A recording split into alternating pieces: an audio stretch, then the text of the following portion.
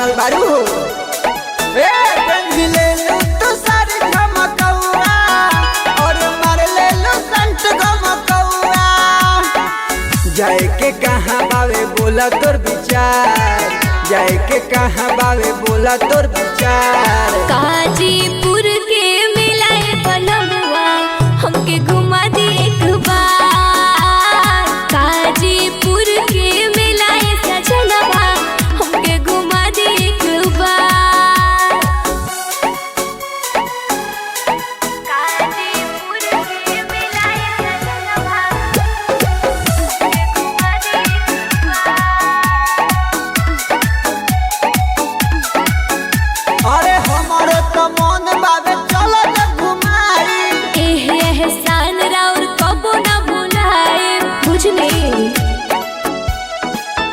अरे हमारे तो मन बावे चलो न घुमाई। एहसान राउर कबो न भुलाए।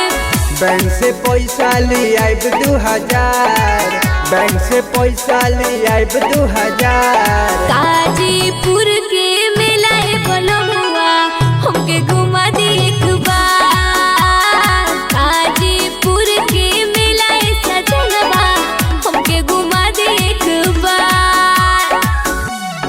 काजीपुर के मिलाए सजनवा काजीपुर के मिलाए सजनवा मुझका राजा बाबू।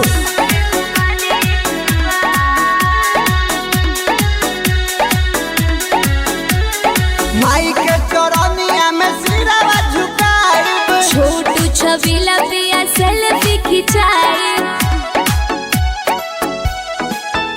एहो माई के चरनिया में सिरवा झुकाइब। छोटू छबीला पिया सेल्फी खिंचाए।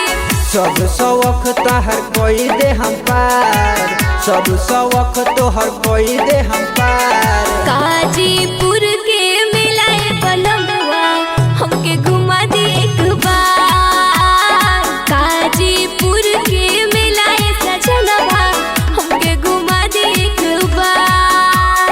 हर साल की भांति इस साल भी श्री श्री दुर्गा पूजा समिति 9 युवक संघ काजीपुर आप सभी को हार्दिक अभिनंदन करती है और करती रहेगी।